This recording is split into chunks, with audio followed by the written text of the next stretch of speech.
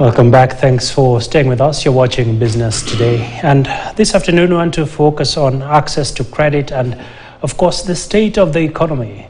Speaking about the state of the economy, my colleague, that is Noah Kipkemboi, has just returned from Strathmore, where they are hosting the first economic symposium, where various thought leaders called on fiscal discipline to be the driving force for the administration and for the policymakers in the country. Let's listen in on that. Failing rains. So, Mr. President, I ask myself, what do these two communities far away from the Netherlands where I'm from, what do they have in common?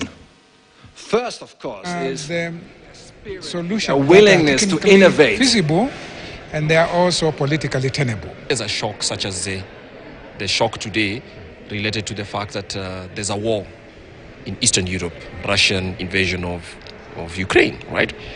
It's created a shock in terms of food because those two countries together export, I think, about close to 20% of global exports of of wheat and some cooking oil products. So when that is not available, obviously it makes food prices for countries such as Kenya higher because we import some of that food as well. But the reason this is the way it is the government of Kenya does not have buffers. There was no shock absorbers, which is basically keeping some money aside or having some headroom to be able to use for an emergency.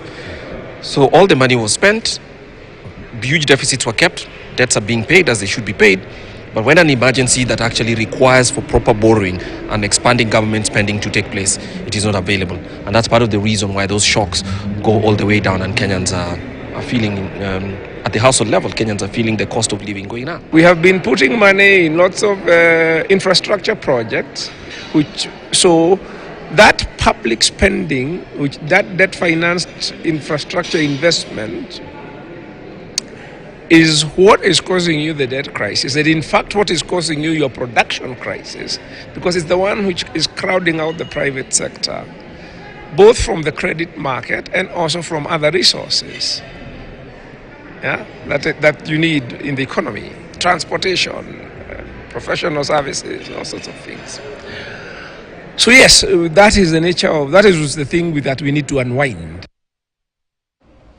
All right, various economists, they are speaking.